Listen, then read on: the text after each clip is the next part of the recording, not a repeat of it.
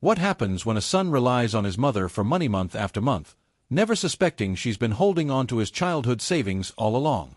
When the truth finally comes out, no one is prepared for what follows. Helen Walker sat at her kitchen table, sunlight streaming through faded curtains onto a chipped mug of tea.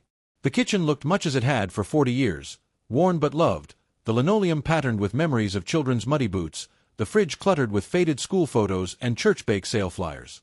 Her hands, still steady but showing the marks of time, folded the latest letter from her son, David. The handwriting was familiar, rushed, a little careless, more out of habit than true communication. She sighed, tracing the lines with her finger. Another request. Another month. Mom, I hate to ask, but things are tight again. Could you send a bit to help me cover the rent? I promise it's the last time. Helen knew better. For over a decade, ever since David's job loss and string of bad luck years, the requests had come like clockwork, first by phone, then by email, and now in plaintive notes and texts that always ended with a promise, "I'll pay you back, just as soon as I get on my feet." Each time, Helen sent what she could. Sometimes it was a check, sometimes cash tucked between a card and a grocery gift card. It hurt, but she couldn't bear the thought of him struggling. She looked at the old biscuit tin on the highest kitchen shelf, its faded floral pattern barely visible now. Only she knew its true contents: papers, receipts, a stack of old bank books. Her mind drifted to the early years, when David was young and she and George, her late husband, had opened a savings account in his name. They'd hoped to teach him the value of money, stashing away birthday bills and coins, encouraging him to deposit every allowance and odd job payment. It had been their quiet hope that the nest egg would help David start adult life on the right foot. But years had passed, and the account faded from memory as college, jobs, and disappointment crowded in. Helen alone remembered it, checking the statements every few months as the interest quietly accrued. When the letters and calls for help started, she'd been tempted to mention it, but something always stopped her. Perhaps she hoped David would find his own footing. Perhaps she needed him to prove, one day, he could stand on his own. The phone rang, breaking her reverie. It was David, his voice forced bright. "Hi, Mom. Did you get my letter?" Helen's heart twisted. "Yes, David. I did. How are you?" David launched into his familiar story: hours cut at work, unexpected car repair, bills piling up. Helen listened, asking gentle questions, her tone warm but not indulgent. He didn't hear the sadness in her voice, only the opening for another plea. "Mom, could you just send a little? I promise, I'm getting an interview next week. I'll pay you back as soon as I can." She promised to see what she could do, ending the call with a familiar ache. Helen sat for a long while, her thoughts spinning between worry, guilt, and a growing sense of unease. She'd never imagined things would turn out like this. Her son, nearly 40, still relying on her, unable to break the cycle. She wondered if she'd made it too easy, if the comfort of her help had sapped his drive. That afternoon, she called her daughter, Maggie, to check in. Maggie was practical, organized, always a little impatient with her brother's problems. When Helen hinted at another request from David, Maggie's voice turned sharp. "Mom, you know he's not going to stop. You're enabling him." Helen bristled. "He's my son, Maggie." "I know. But sometimes the best help is a little tough love.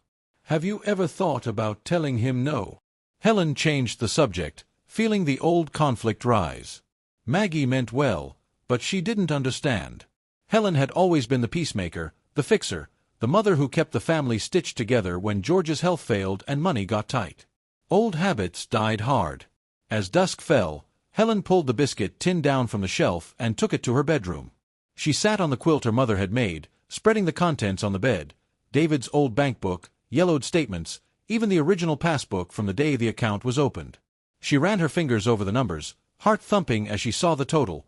Much larger now, after years of quiet deposits and compounding interest. She thought about all the times David had called her desperate, his voice strained and hollow. She remembered his childhood smile, his teenage bravado, and the dreams he once shared for his own future. Helen returned the bank book to the tin, her mind churning. She knew she couldn't keep this secret forever. But she also knew something had to change. For David, for herself, for the memory of the lessons she and George had tried so hard to teach. That night, Helen sat at her desk and wrote a letter to David, her words careful, each line woven with love and an undercurrent of something new, resolve. She would not send money this time. Not yet. She had something else in mind, a lesson long overdue. Helen's resolve was tested before dawn. She hardly slept, replaying the phone call with David over and over. By morning, the muggy air in her small house felt heavier than ever, and she knew she couldn't just ignore his request, or the gnawing sense that she was finally at a crossroads. She started her day as she always did, watering the geraniums on the windowsill and feeding the birds out back. Her phone pinged repeatedly, text messages from David. "Did you get my message, Mom? Please, I need to pay rent by Friday. Let me know, I'm desperate." Helen put the phone on silent. The old biscuit tin seemed to glow in the kitchen light, as if demanding her attention. By noon, Maggie called again. "Did you give in?" she asked, voice clipped. Helen tried to keep her voice even. "Not this time. I'm thinking of doing something different." Maggie exhaled in relief, but Helen could feel her daughter's impatience bubbling over. "He won't change unless you force him to. He's 40, Mom. I know you love him, but you're not helping him grow up." Helen winced. "You know he's struggled, Maggie. I can't just turn my back on him." Maggie softened, but her tone was still brisk. "Just don't send anything until you've talked to me. Promise." Helen promised, hanging up and staring at the phone. She remembered when the siblings had been children. David always the dreamer, reckless, funny, quick to charm his way out of trouble. Maggie, the planner, the one who cleaned up the messes. George used to say they were like oil and water, always swirling around each other, never quite blending. Helen spent the afternoon cleaning the house, a coping ritual, and her mind wandered back to the bank book in the tin. She weighed her options, another check to David, which would buy a week of peace, or the harder road, the one that risked his anger but might finally wake him up. For the first time, she let herself consider telling him about the savings, the account he'd forgotten, or maybe never really understood. That evening, the phone rang again. David's voice was shaky, panic rising. "Mom, please, I'm really in trouble this time. My car's getting towed if I don't pay up. I can't lose it. I need it for work." Helen listened, biting her lip. "David, maybe it's time to look at your options. Have you talked to Maggie? Have you thought about finding a roommate or getting a second job?" He snapped. "Why are you giving me the third degree? I just need a little help. You're my mom. Moms are supposed to help." The words stung. Helen wanted to shout back, to demand gratitude, but instead she said quietly, "I have helped, David. More than you know. Maybe it's time you heard the truth." He paused, thrown by her tone. "What truth?" Helen hesitated, the words trembling on her lips. "Your father and I started a savings account for you when you were a boy. I've kept it all these years. It's grown, quietly, while I hoped you'd find your way. I haven't told you because I wanted you to learn to stand on your own." There was silence. David's voice, when it came, was small. "You mean you've had money for me all this time?" Helen steadied herself. "Yes. But I won't just hand it over. I want you to see what you're capable of, David. I want you to prove to yourself that you can make a plan, that you can manage responsibility." He sputtered, then lashed out, anger and embarrassment mixing. "So you've been hiding money from me? I'm your son, and you let me beg? That's cruel, Mom. You don't trust me. I can't believe you'd do this." Helen's heart clenched. "I do trust you. I want to trust you. But I need you to trust yourself. Let's meet. Let's talk face to face. You deserve to know everything." David hung up, leaving Helen in the thick silence of the kitchen. The confrontation stung, but she sensed a shift, the first crack in the old pattern of requests and quiet compliance. Later that evening, Maggie called, having gotten a furious text from David. "He's upset. But maybe that's what he needs, Mom. You're not the villain here." Helen nodded, feeling both afraid and strangely relieved. For the first time in years, she sensed the family's old roles shifting, a chance, perhaps, for all of them to finally break free of the past. That night, Helen took the biscuit tin to her bedroom once again. She laid out every document, every faded statement and receipt, and began composing a letter to David. She wrote carefully, telling the story of the savings, the hopes she and George had carried, and the reasons she'd waited. She wrote not with anger, but with love and the unwavering belief that her son could change. As the clock ticked toward midnight, Helen signed the letter and placed it with the bank book inside a new envelope. She would not send money this month. She would send the truth. Helen woke the next morning with a heavy heart. The previous night's decision left her restless, memories looping in her mind. The early years when David would run in from the yard, face flushed and hands dirty, and George would toss him a few coins for chores well done. "Put it in the bank, son," George would say, and David, with youthful pride, would solemnly add it to the tin Helen kept on the mantel. She wondered when that sense of pride had disappeared, replaced with a string of disappointments and the weight of expectation. She sat at her desk, reading and rereading the letter she'd written to David. Her words were careful but honest. She told him about the account, how she and George had opened it with their first tax return after he was born, the little deposits over the years, how she'd let it grow even as times got hard.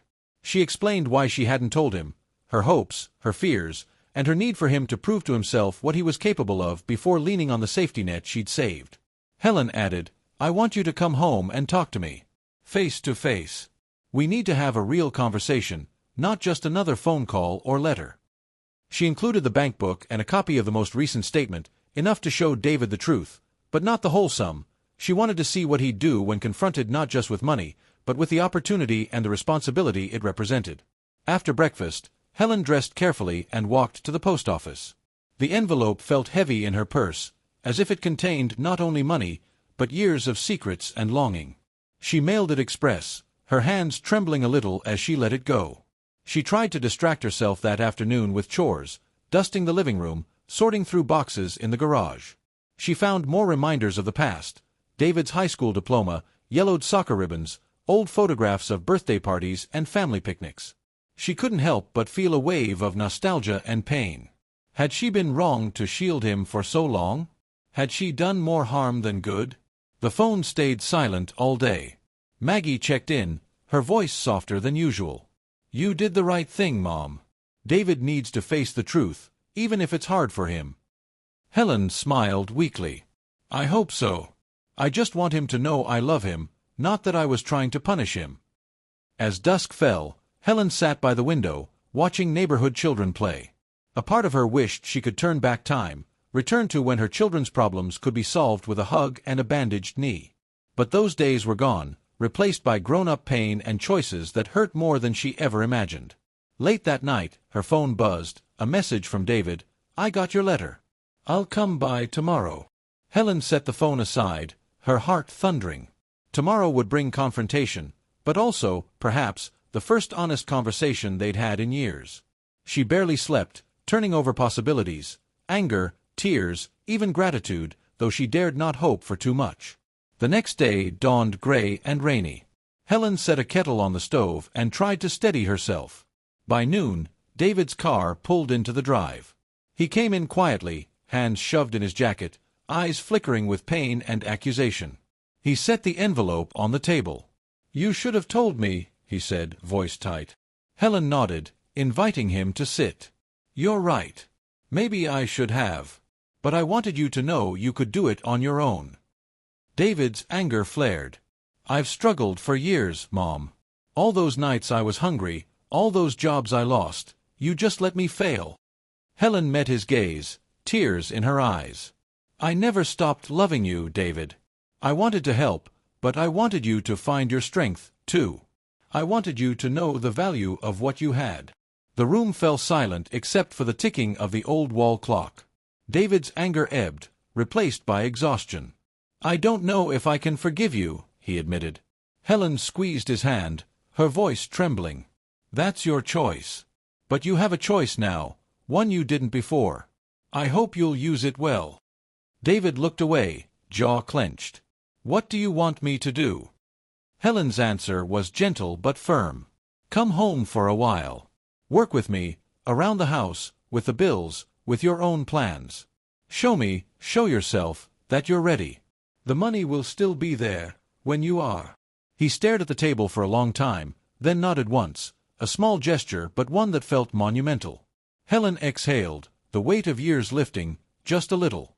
The next step was uncertain, but for the first time, it felt like a step forward, not just another turn in the cycle. David stayed the night in his childhood room, where the wallpaper still bore faded rocket ships and soccer balls, relics of a more innocent time. Helen heard him moving restlessly well past midnight, his footsteps soft but constant, like a child pacing before a big test.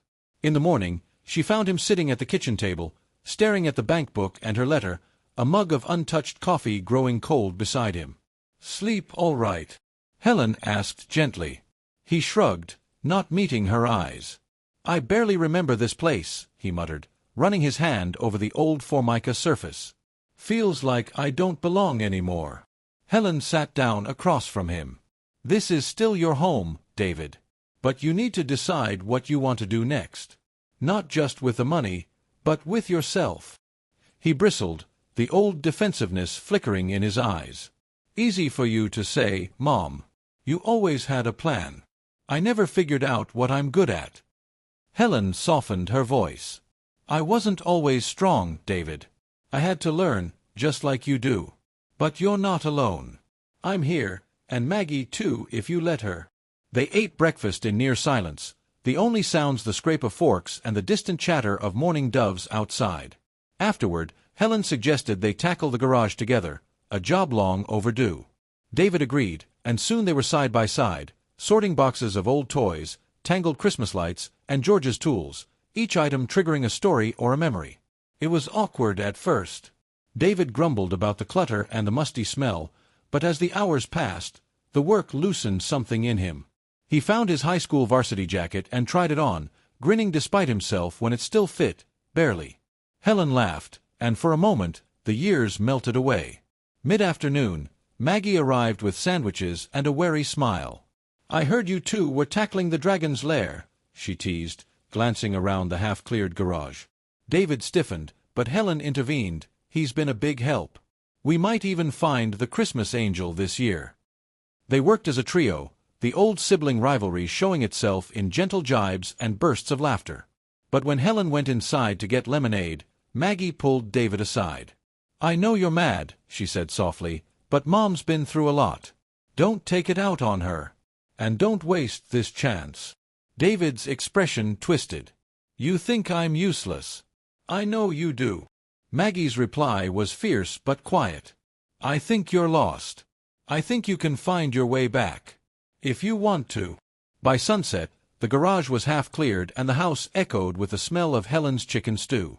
Over dinner, they talked, not just about money, but about dreams long deferred, David's love of music, his unfinished college degree, the friends he'd lost touch with. Helen listened, offering gentle encouragement and practical advice. That night, David lingered at the kitchen table after Helen went to bed, paging through the bank book.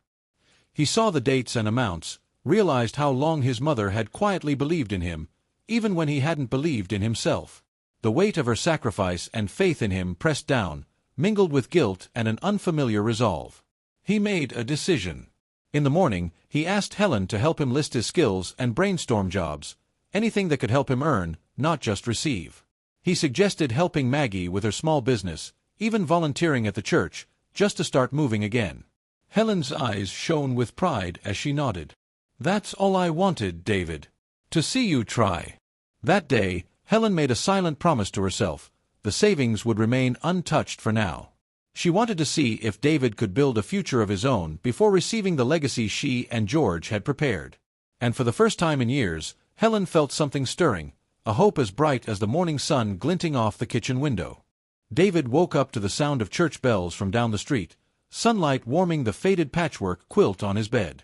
The previous day's progress in the garage left him oddly sore, but for the first time in months, he felt a sense of purpose brewing, like a gentle pressure, urging him to move forward. Helen was already up, humming softly as she made breakfast. The aroma of fresh coffee and toast filled the kitchen. When David shuffled in, she greeted him with a genuine smile and a plate of scrambled eggs. "Thought you could use a good start to your day." He managed a small smile in return. "Thanks, Mom." After breakfast, David pulled out a notepad and sat down at the kitchen table, jotting down ideas.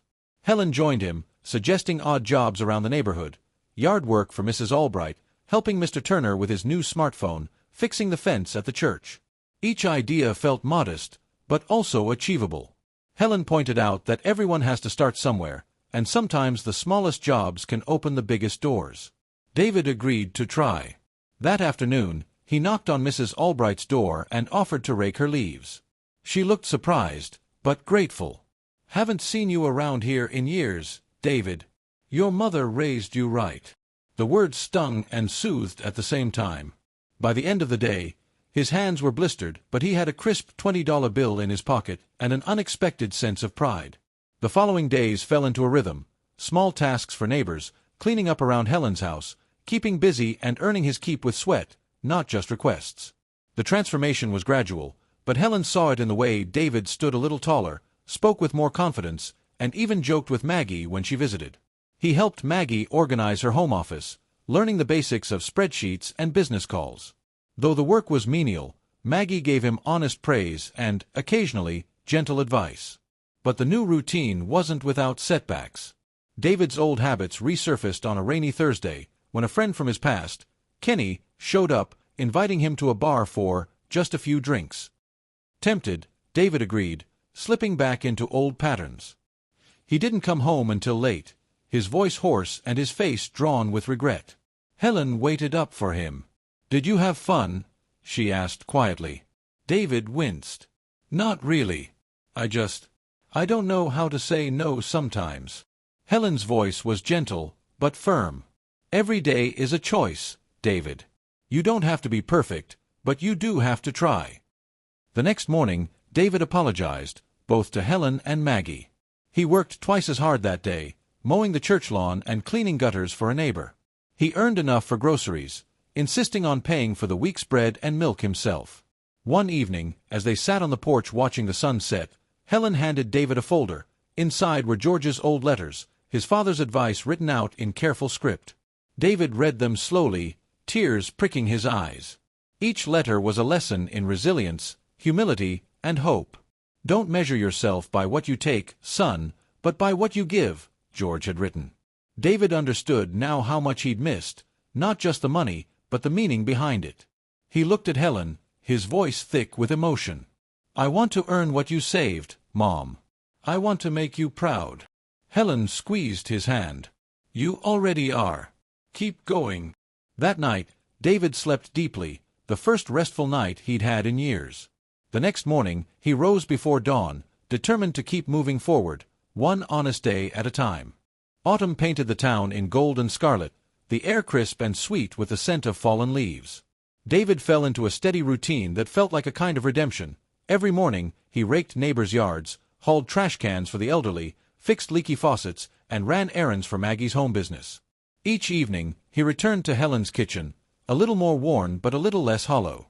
Helen watched the transformation with cautious hope. David's face changed, less guarded, more open. He began to talk about his future, not just his past. He even attended church with Helen on Sundays, exchanging shy greetings with old friends who remembered him as a boy. One afternoon, Maggie stopped by as David was repainting the porch railings. "Mom told me you've been working hard," she said, watching him brush long, careful strokes. "I'm proud of you." David shrugged, embarrassed. "It feels good to do something real. I just wish it hadn't taken so long." Maggie leaned against the porch post, her tone softening. "Everyone gets lost sometimes. What matters is finding your way back." Later that week, Helen asked David to help her review her finances. Together, they balanced the checkbook, paid bills, and reviewed budgets. Helen showed him the file of family paperwork, her will, insurance, even the paperwork for the house. For the first time, David listened, really listened, absorbing the details instead of brushing them aside. Helen explained, "Your father and I tried to plan ahead. Life doesn't always go the way you hope, but you prepare for the unexpected. That's why we saved, even when it was hard." David looked at the numbers in awe. "I never realized how much you did for us." "For me." Helen smiled. "It wasn't just for you, David. It was for all of us. But it's up to you now to make it mean something." Meanwhile, the letters and calls from creditors stopped. David paid off a lingering phone bill with his own earnings, his first in years. Helen and Maggie celebrated with a homemade dinner, toasting him with lemonade and laughter.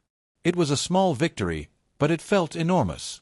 Word spread in the neighborhood about David's turn for the better.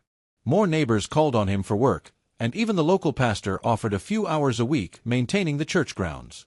With every odd job and friendly conversation, David rebuilt not only his finances but his reputation.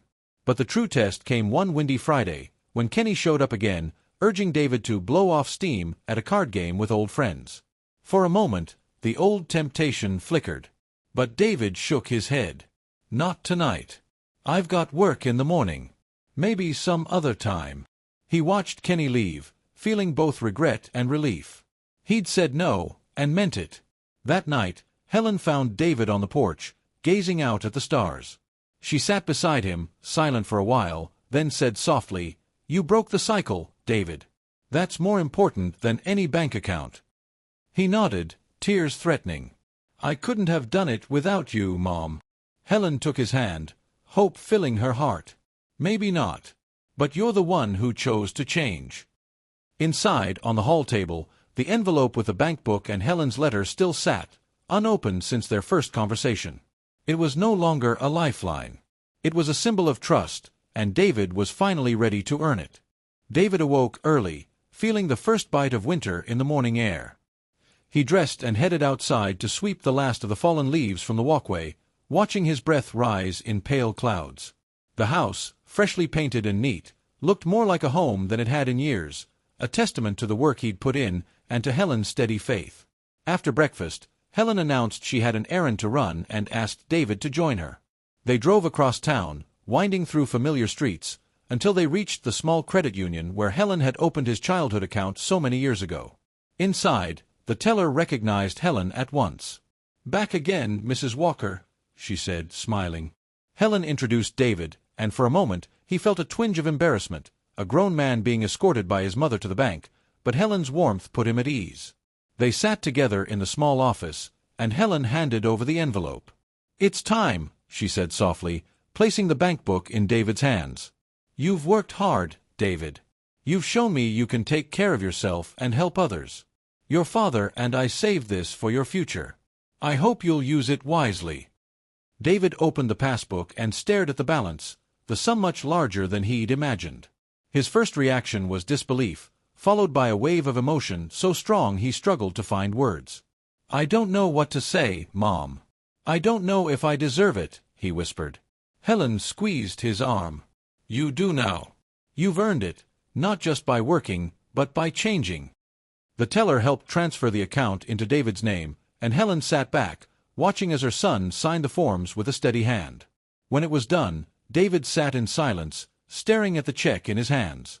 He thought of all the times he'd begged for help, of the old habits he'd finally broken, and of the people who had believed in him, even when he'd stopped believing in himself. Driving home, David was quiet, lost in thought. Helen didn't press him, letting the moment settle.